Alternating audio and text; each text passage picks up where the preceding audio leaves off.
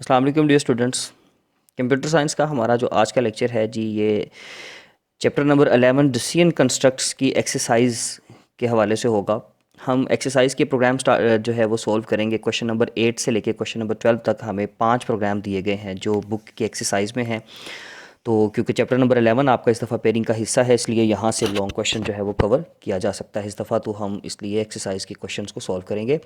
सबसे पहला जो क्वेश्चन है, question number 8, write an interactive program that contains an if statement that may be use to compute the area of a square or a triangle. साथ उनके फॉर्मूले दिए हुए हैं। After prompting the user to type the first character of the figure name S or T. ये इसका मतलब ये है कि हमें एक प्रोग्राम बनाना है जिसमें हम यूज़र से उसकी चॉइस पूछेंगे कि वो एरिया किस फिगर का कैलकुलेट करना चाहता है।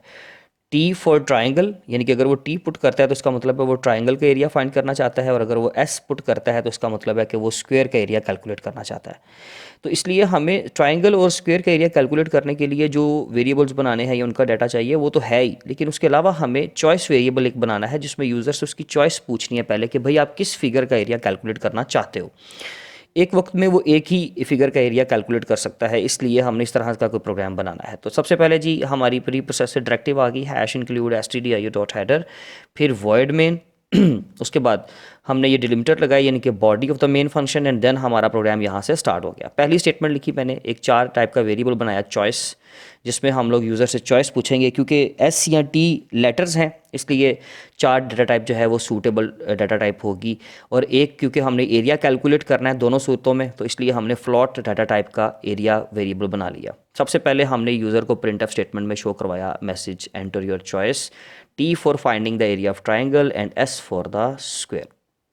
देन स्कैन एफ से इनपुट ली उस वेरिएबल की, चॉइस वेरिएबल की, क्योंकि चॉइस वो पुट करेगा या टी या एस, स्मॉल एस या कैपिटल एस, या स्मॉल टी या कैपिटल टी। तो उसके लिए हमने format specifier percentage C for the char data type and ampersand sign for addressing और विद चॉइस वेरिएबल। यूज़र यहाँ पर चॉइस वेरिएबल को कोई एक वैल्यू दे देगा, या टी या एस, या वो ट्राइंगल का देगा या वैस देगा। सपोज कर लें सबसे पहले वो एस पुट करता है, वो कहता है मुझे स्क्वायर का एरिया कैलकुलेट करना है। तो हम लोग क्या करेंगे, उसके अकॉर्डिंगली हमने एक कंडीशन लगा दी, if choice equals to capital S और choice equals to small S. ये क्योंकि और ऑपरेटर लॉजिकल ऑपरेटर है, ये इसलिए लगाया ताकि दोनों कंडीशंस को हम लोग जो है वो कंबाइन कर सकें, जोड़ सकें आपस में। यूज़र कैपिटल एस पुट करेगा तब भी कंडीशन ट्रू हो जाएगी, अगर यूज़र स्मॉल एस पुट करेगा तो ये मैच करेगा, तो स्मॉल एस के ऊपर भी कंडीशन हमारी चल जाएगी। इसलिए दरमियान में और ऑपरेटर लगाया, क्योंकि अगर एंड ऑपरेटर लगाते तो वो रिस्ट्रिक्ट कर देता, इसलिए हम यहाँ पे और लगाएंगे। दोनों में से कोई एक भी इनपुट आ गई तो हमारी कंडीशन ट्रू हो जाएगी। अच्छा जी, let's suppose user S put कर देता है स्मॉल या कैपिटल, तो हमारा ये सेट ऑफ स्टेटमेंट्स का ब्लॉक जो है वो चलेगा, जिसको हम कंपाउंड स्टेटमेंट या ब्लॉक कहते हैं। अगर इसके नीचे मल्टीपल स्टेटमेंट्स हैं तो हमें ये वाली जो करली ब्रेसेस है वो मेंशन करनी पड़ती है साथ में। इसको हम जो है वो कंपाउंड या ब्लॉक कहते हैं। जी, फ्लॉट टाइप का एक वेरिएबल बनाया साइड। सबसे पहले एक यूज़र को मैसेज शो करवाया, enter the length of side of square. Square की लेंथ पुट करें एक साइड की। यूज़र मैसेज रीड करेगा और स्कैन एफ के ज़रिए से इनपुट देगा। स्कैन एफ फंक्शन जो है वो इनपुट का फंक्शन है। यूज़र साइड वेरिएबल को कोई एक वैल्यू देता है, मिसाल के तौर पे उसने साइड वेरिएबल को वैल्यू दे दी 10। हम साइड वेरिएबल की वैल्यू लेकर आएंगे और नीचे इसका फॉर्मूला लगा देंगे एरिया का, area equals to side multiply by side. Area variable मैं पहले यहाँ पे बना चुका हूँ, वो पहले से डिक्लेयर्ड है, तो उसको वैल्यू यहाँ पे देंगे, इनिशियलाइज़ करेंगे side multiply by side. User जो भी यहाँ पर साइड देगा वो आपस में दोनों मल्टीप्लाई होंगी, क्योंकि स्क्वायर का फॉर्मूला क्या होता है, स्क्वायर का फॉर्मूला होता है साइड मल्टीप्लाई बाय साइड। लेकिन हम यहाँ पे मल्टीप्लाई का निशान ये वाला नहीं बल्कि ये वाला साइन लगाएंगे स्टैरिक का। तो स्टैरिक लगाया जी, स्टार लगाया, side multiply by side calculate होगा, आंसर चला जाएगा एरिया वेरिएबल में, एंड देन हम उसको प्रिंट कर लेंगे स्क्रीन पे। तो print F area of a square is, variable को प्रिंट करने के लिए उसका फॉर्मेट स्पेसिफायर लगाते हैं। वेरिएबल एरिया है, फॉर्मेट टाइप उसकी फ्लॉट है, तो फ्लॉट टाइप के लिए जो हमारे पास होता है फॉर्मेट स्पेसिफायर फॉर फ्लॉट वो होता है परसेंटेज एफ, क्योंकि इंटीजर के लिए होता है परसेंटेज डी और 4 के लिए होता है परसेंटेज सी। तो हमने यहाँ पे क्योंकि यूज़ किया है वो फ्लॉट, तो उसके लिए परसेंटेज यहाँ पे आ गया एफ़, आगे उस वेरिएबल का नाम जिसकी आपने वैल्यू शो करवानी है, और वो है वेरिएबल का नाम एरिया। अगर यूज़र ने पुट किया होगा तो उसके अकॉर्डिंगली स्क्वायर का एरिया निकल आएगा। हम यहाँ तक पहले इसको चला के देखते हैं। मैंने यहाँ पे जो है वो इसको एग्जीक्यूट करने के लिए F10 प्रेस किया। Enter your choice T for finding area of triangle and S for square. हमने S पुट किया, यानी कि हमें स्क्वायर का एरिया कैलकुलेट करना है। Enter the length of side of square, हमें साइड उसकी दे दी 5, तो 5 मल्टीप्लाई बाई 5 का आंसर आ गया 25। Area of square is 25.6 times 0 आ गया, क्योंकि फ्लॉट डाटा टाइप थी।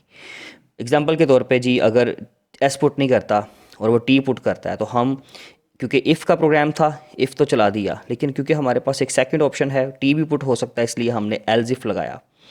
एल्स नहीं लगाएंगे क्योंकि एल्स में हमें रॉन्ग चॉइस भी देनी है ना। यूज़र हो सकता है S और T के अलावा कोई लेटर पुट कर दे, गलती से A पुट कर दे, B पुट कर दे, C पुट कर दे, तो इसलिए हमने इफ़ और एल्स के अलावा एक थर्ड कंडीशन चाहिए थी, इसलिए मैंने एल्स इफ़ को मर्ज किया सेकंड नंबर पे। तो इसलिए हमने यहाँ पे कवर किया, जैसे यहाँ पे S लगाया, सेम कंडीशन लगा दी for T variable, T input, तो choice is equal to capital T और operator, logical operator, choice is equal to small t। अब यूज़र यहाँ तो T स्मॉल पुट करेगा या कैपिटल पुट करेगा, तो इसका मतलब है वो ट्राइंगल के एरिया चाहता है।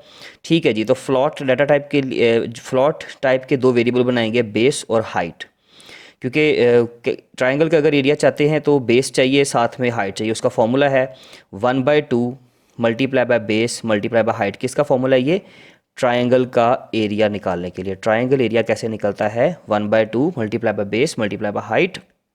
तो सबसे पहले enter the base and height of triangle. User से बेस भी लेंगे, हाइट भी लेंगे। यूज़र ने जो है वो दो इनपुट दी, एक बेस एक हाइट। उसके लिए फॉर्मेट स्पेसिफायर 2 बार हमने %f लगा दिया, फिर लगाया फॉर्मूला एरिया इक्वल्स टू 1/2 का मतलब है 0.5। आप बेशक यहाँ पे 1/2 इस तरह से लिख सकते हैं, कोई इशू नहीं है, लेकिन मैंने ज़रा उसको डायरेक्ट कर दिया 0.5। ठीक है, 0.5 मल्टीप्लाई बाय बेस, जो भी वैल्यू यहाँ पे होगी बेस की, एंड देन हाइट, जो भी वैल्यू यहाँ पे होगी हाइट की, वो यहाँ पे आ जाएगी।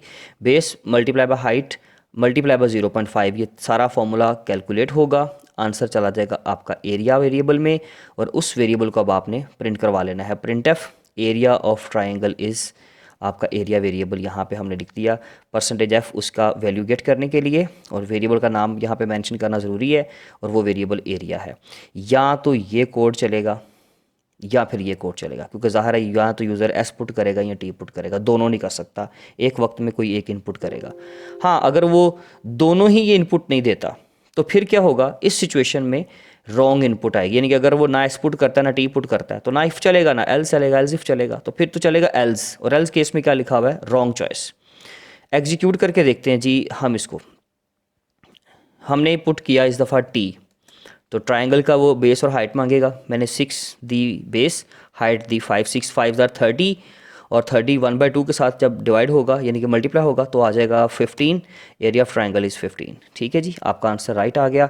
इसको एक बार चेक कर लेते हैं रॉन्ग इनपुट पे रख के। मैंने कोई भी लेटर पुट कर दिया, लेट सपोज A, तो रॉन्ग चॉइस। आप S या T पुट कर सकते हैं सिर्फ, इसके अलावा कुछ नहीं। क्वेश्चन नंबर 9 पे मूव करते हैं। क्वेश्चन नंबर 9 की स्टेटमेंट है, a year is a leap year if it is divisible by 4, except that any year divisible by 100 is a leap year only if it is divisible by 400.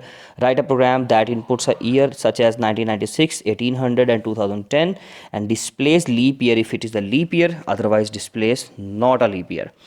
Leap year होता है जिसमें 366 days होते हैं बजाय 365 days के, क्योंकि Feb का month जो है वो 29 डेज़ का आ जाता है। 4 साल बाद ऐसा होता है। तो 366 जो है फिगर, एक ऐसा फिगर है, याद रखिएगा। 366 डेज़ होंगे, तो 366 में हमारे पास 2024 जो है वो लीप ईयर था। तो 2024 जो है ना आपका, वो 4 पे डिविजिबल होगा। ये फिगर ही कुछ इस तरह का होगा कि आपका 4 पे डिवाइड हो जाएगा। अगर ये हंड्रेड्स में होगा तो हम इसलिए उसके लिए 400 भी यूज़ कर सकते हैं, वो प्रोग्राम की स्टेटमेंट में लिखा भी हुआ था। हमने क्या किया, क्योंकि इंटीजर टाइप का है, पॉइंट नहीं आ सकता, इसलिए इंट टाइप का वेरिएबल बनाया ईयर, और ईयर का जो है वो नाम पूछेंगे। Enter the year name. Year name से मुराद यहाँ पर ये है 2024, 2025, 2026, ये सारे ईयर नेम्स हैं। जैसे उसने वहाँ पे लिखा हुआ है 1996, उसने लिखा हुआ है वहाँ पे 1996, उसने लिखा हुआ है 2010। ठीक है जी, इस तरह से।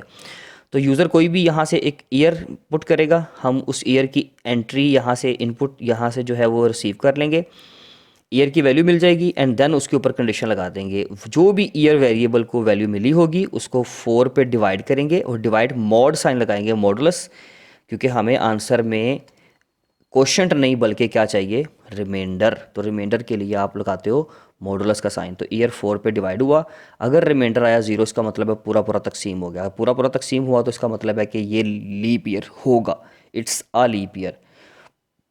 अगर ये कंडीशन ट्रू ना हुई तो इसका मतलब है ये मैसेज नहीं चलेगा। अगर कंडीशन फॉल्स होती है तो फिर ज़ाहिर है ये केस चलेगा नॉट अ लीप ईयर।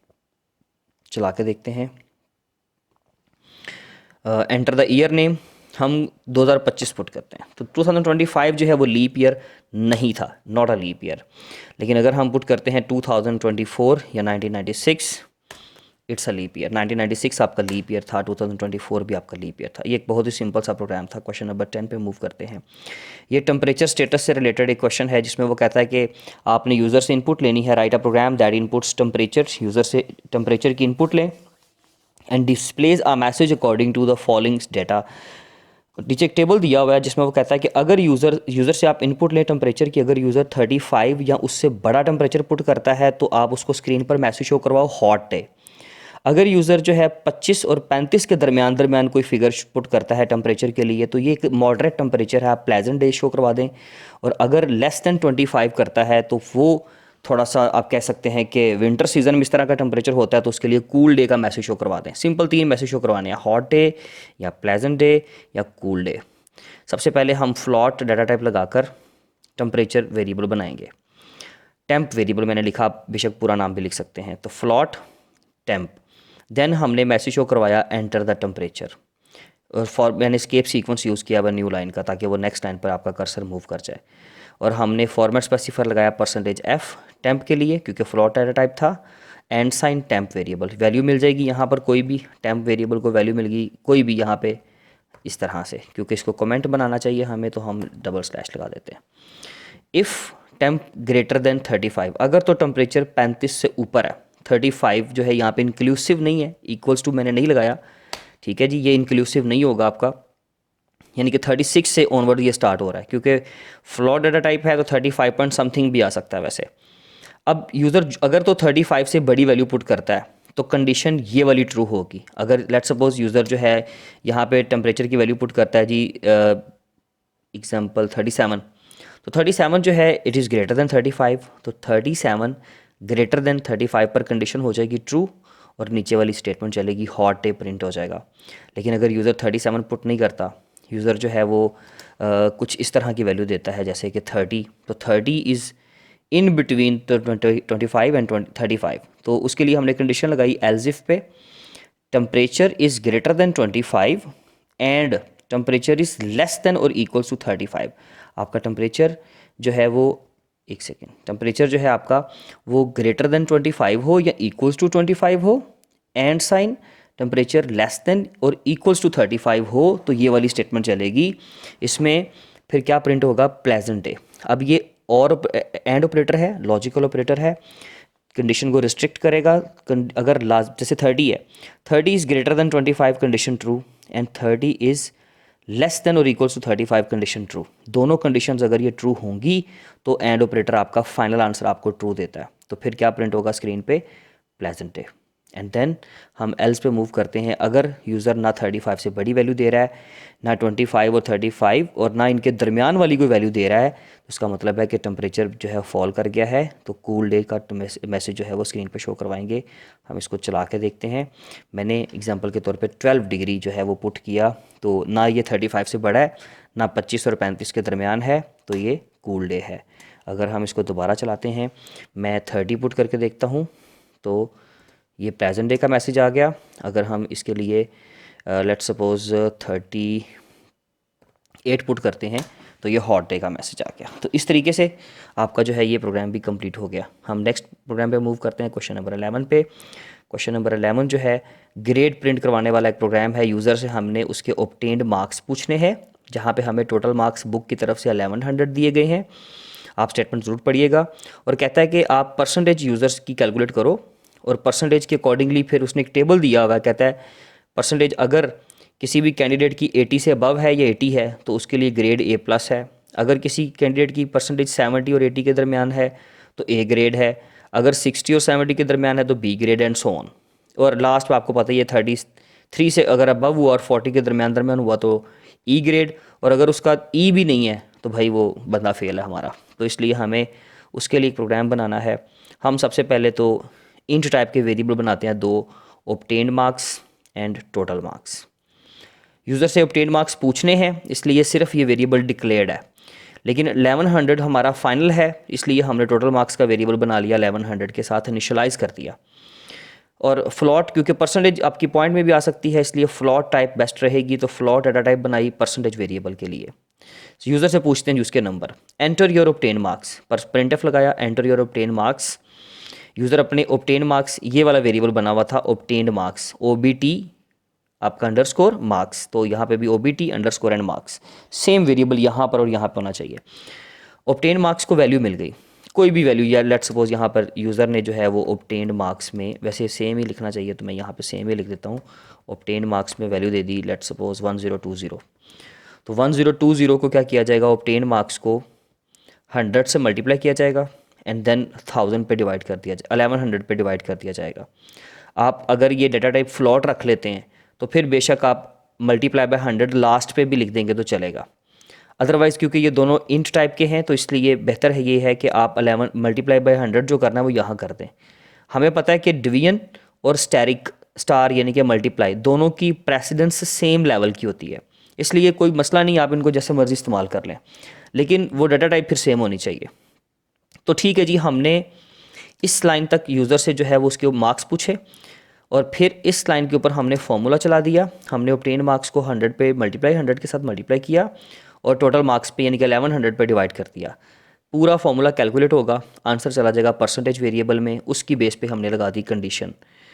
अच्छा जी, तो प्रिंट एफ में हमने यहाँ पे ना एक चीज़ एक्स्ट्रा किया है, परसेंटेज प्रिंट भी करवाई है, तो जो परसेंटेज कैलकुलेट होगी उसको प्रिंट करवा लेंगे। परसेंटेज एफ यानी कि उसका जो है आप कह लें साइन फॉर्मेट स्पेसिफायर और परसेंटेज का वेरिएबल, एंड देन उसके ऊपर लगा दी कंडीशन। अगर परसेंटेज ग्रेटर देन और इक्वल्स टू 80 है, क्योंकि उसने टेबल में लिखा हुआ है इक्वल्स टू, तो इसलिए मैंने यहाँ पे इक्वल टू भी लगाया है, यानी कि 80 के ऊपर भी कंडीशन ट्रू होगी ये वाली।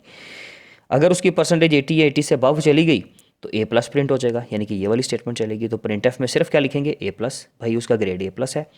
लेकिन अगर उसके मार्क्स 80% से अबव नहीं है, 80 भी नहीं है, तो फिर उसका मतलब है कि उसके मार्क्स जो है उससे कम है। तो कम तो फिर बहुत सारे हो सकते हैं, 70 वाली रेंज भी है, 60 वाली है, 50s वाली है।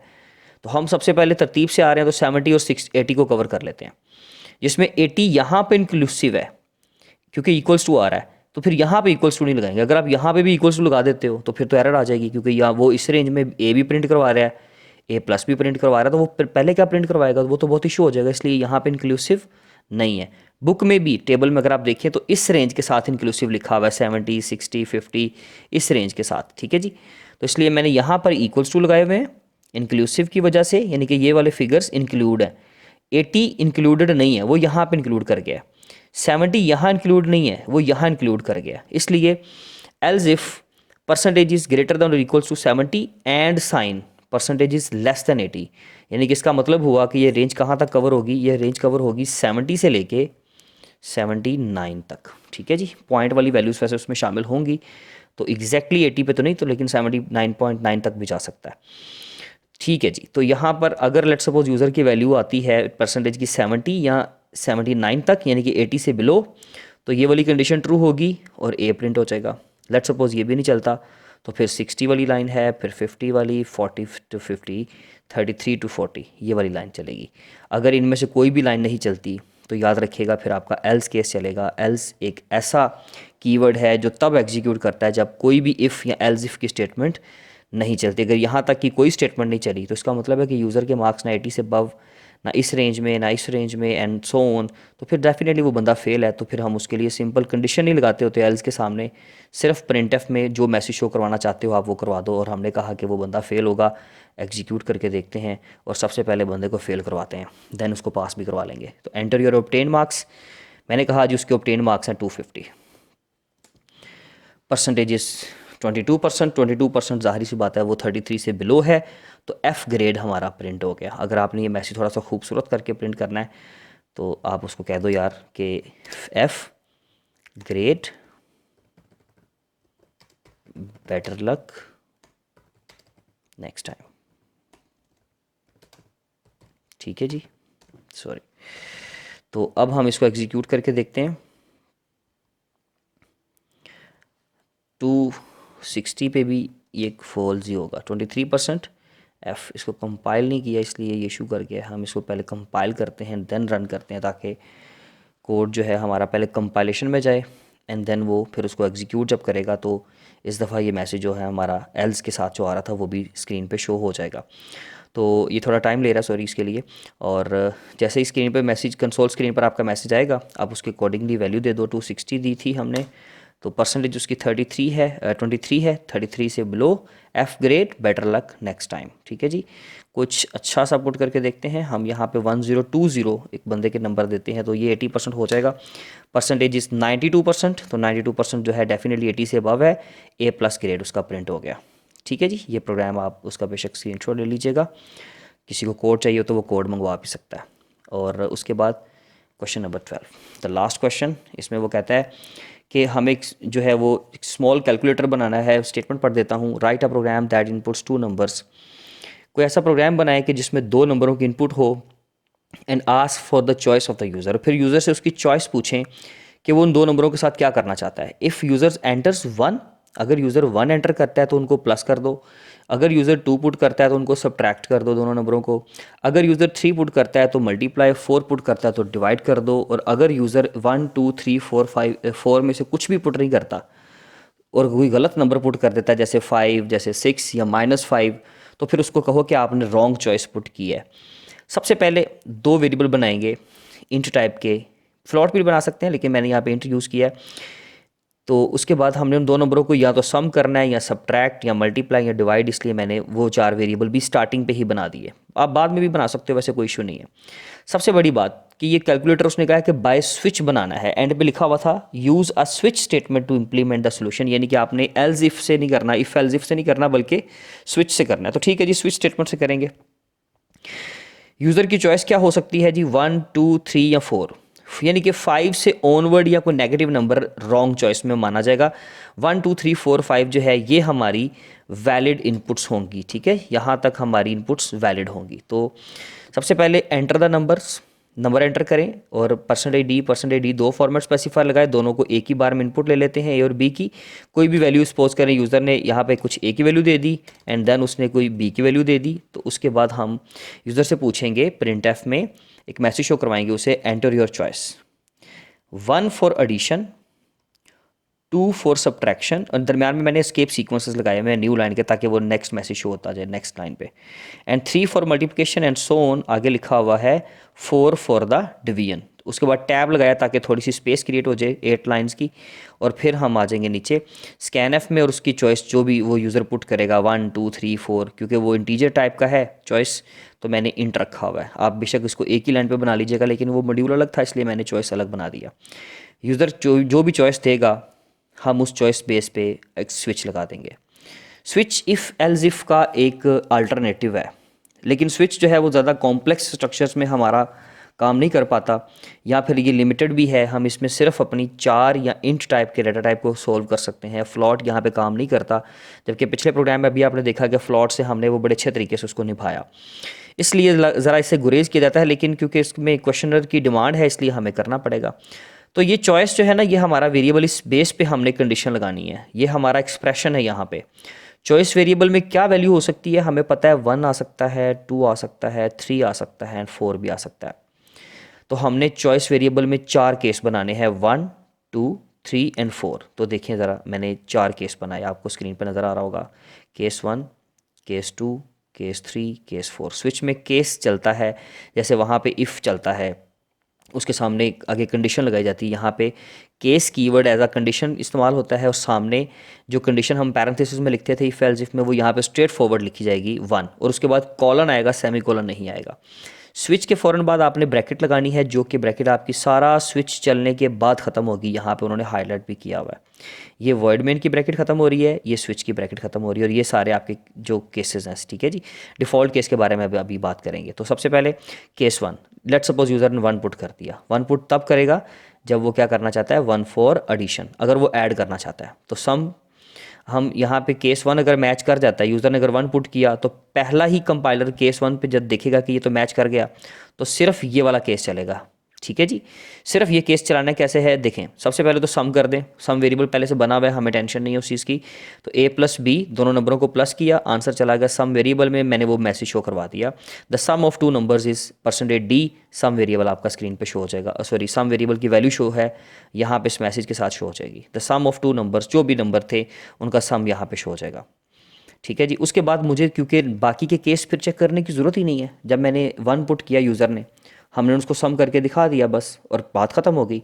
तो फिर मैंने यहाँ पर क्या करना है, ब्रेक लगा देना है, यानी कि वो यहाँ पे प्रोग्राम आपका टर्मिनेट कर जाएगा और स्विच केस से बाहर, स्विच के स्ट्रक्चर से बाहर आ जाएगा। बाकी को कुछ है अगर तो वो एग्जीक्यूट कर जाएगा, वरना प्रोग्राम ख़त्म हो जाएगा। इसलिए यहाँ पे ब्रेक स्टेटमेंट चलाते हैं और यहाँ पे उसके बाद सेमीकोलन आता है, ये आपके प्रोग्राम को टर्मिनेट करने के काम आता है। लेकिन अगर एग्जांपल ले लीजिए कि 1 पुट नहीं करता यूज़र, 2 पुट करता है तो केस 2 चलेगा। और केस 2 में क्या है, जब केस 2 मैच करेगा तो ये वाला ब्लॉक चलेगा, इसमें सब्ट्रैक्शन होगी a minus B, the subtraction of two numbers is %d और सब्ट्रैक्शन प्रिंट हो गया, यानी कि जो भी सब्ट्रैक्ट होगा आंसर आएगा वो प्रिंट हो जाएगा। देन बाद में आपने ब्रेक यूज़ कर लिया। फिर केस 3 में मल्टीप्लाई किया, the multiplication of two numbers is %d and then multiply का वेरिएबल मल, और यहाँ पे भी मल यानी कि multiply, short for the multiplication. उसके बाद ब्रेक चला दिया। ठीक है जी, देन अगर इनमें से कोई भी केस नहीं चलाता, 4 पुट करता है यानी कि वो डिवाइड करना चाहता है, तो उसमें एक बड़ी इंटरेस्टिंग चीज़ है, वो उसने बुक में लिखा हुआ था कि अगर वो डिवीजन चलाता है तो divide the larger number by the smaller number, बड़े नंबर को छोटे पे डिवाइड कीजिएगा, छोटे को बड़े पे डिवाइड ना कीजिएगा। फिर हमने उसके लिए चेक करना है, आप केस 4 के अंदर ही आप चेक कर लें, if a is greater than b, पहला नंबर अगर दूसरे से बड़ा है तो भाई डिवीजन ये वाली चलाना। और ये डिवीजन क्या है, अगर कंडीशन ये ट्रू होती है, आपका फर्स्ट नंबर ग्रेटर देन होता है लास्ट यानी कि सेकंड नंबर से, तो फिर कंडीशन ये ट्रू हो जाएगी और ट्रू होने पर ये वाला स्टेटमेंट चलेगा जिसमें डिवीजन होगी, लेकिन क्या होगा कि a को b पे डिवाइड किया जाएगा।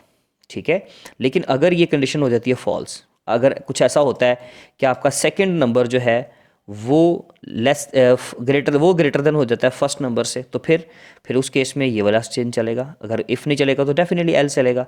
तो फिर हम b को a पे डिवाइड करेंगे, a को b पे डिवाइड नहीं करेंगे। लेकिन दोनों सूत्रों में आंसर डिव वेरिएबल में यानी कि डिवीजन वेरिएबल में जाएगा और उसका आंसर शो करवा लेंगे, the division of two numbers is %d, और यहाँ पे वो आपका डिव वेरिएबल यानी कि डिवीजन। ठीक है जी, फिर ब्रेक चलाएंगे और काम ख़त्म। लेकिन अगर यूज़र ने ना 1 पुट किया, ना 2, ना 3, ना 4, गलती से उसने 5 पुट कर दिया, 6 पुट कर दिया, तो उसके लिए फिर डिफ़ॉल्ट केस चलता है। अगर कोई भी केस ना चले तो फिर डिफ़ॉल्ट केस चलता है, यानी कि डिफ़ॉल्ट स्टेटमेंट चलती है और उसके अंदर कॉलन लगाएं और जो भी आपने, जैसे आप एल्स का कीवर्ड यूज़ करते हो कि अगर कोई भी इफ़ या एल्स इफ़ नहीं चला तो एल्स चल जाए, इसी तरह से यहाँ पे अगर कोई केस नहीं चलता तो फिर डिफ़ॉल्ट चलेगा और उसमें हम शो करवा देंगे रॉन्ग चॉइस एंड देन उसको ब्रेक कर देंगे। हाँ, डिफ़ॉल्ट के बारे में एक सवाल आता है कि क्या डिफ़ॉल्ट हम लास्ट पे ही इस्तेमाल कर सकते हैं, तो ऐसा नहीं है। डिफ़ॉल्ट का जो ये वाला स्ट्रक्चर है, बेशक मैं यहाँ से कट करके इसको यहाँ पेस्ट कर दूँ, कोई इशू नहीं है। आप कहेंगे कि सर ये तो 1, 2, 3 के बाद केस डिफ़ॉल्ट पे चेक हो जाएगा, तो भाई डिफ़ॉल्ट पे चेक हो जाए। अभी अगर कोई केस पड़ा तो वो पहले केस चेक करेगा ना, डेफिनेटली पहले तो वो केस मैच करेगा। केस ख़त्म होने के बाद एंड पे डिफ़ॉल्ट की बारी आती है। वो बेशक आप लिख पहले दो, मैं Ctrl+G प्रेस कर रहा हूँ, आप बेशक उसको लिख तो पहले दोगे, लेकिन चलेगा वो अपनी बारी पे, अपनी सीक्वेंस पे ही आएगा। इसलिए यहाँ पे हम फ़िलहाल उसका सीक्वेंस ख़राब नहीं करते, चला कर देखते हैं जी। इसको रन किया, एंटर द नंबर, मैंने 2 नंबर एंटर किए, 2 और 3।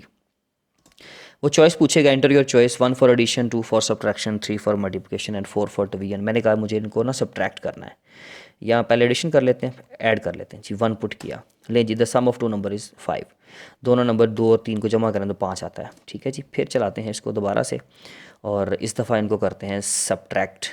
पहला नंबर बेशक अब छोटा लिख लें, कोई इशू नहीं है, मैंने यहाँ पर रख दिया 30, 25 माइनस 30 का आंसर आता है -5। ठीक है जी, सब्ट्रैक्शन करेंगे यानी कि चॉइस मैंने किया, चूज़ किया नंबर 2, ले जी आपका -5 आंसर आ गया। The subtraction of two number is -5। अब हम करते हैं डिवीजन, क्योंकि डिवीजन वाला कोड थोड़ा सा कुछ कॉम्प्लेक्स था।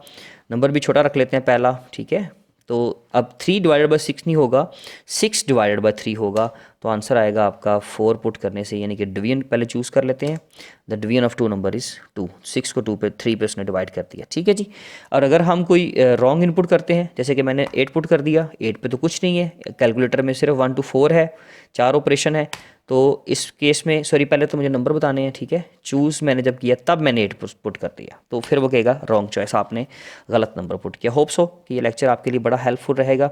और अगर आपको कोई क्वेश्चन हो, कोई क्यूरी हो, तो आप कमेंट सेक्शन के ज़रिए से पूछ सकते हैं। अपना बहुत ख्याल रखें, इंशाल्लाह मिलते हैं अपनी नेक्स्ट वीडियो में। तब तक के लिए खुदा हाफिज़।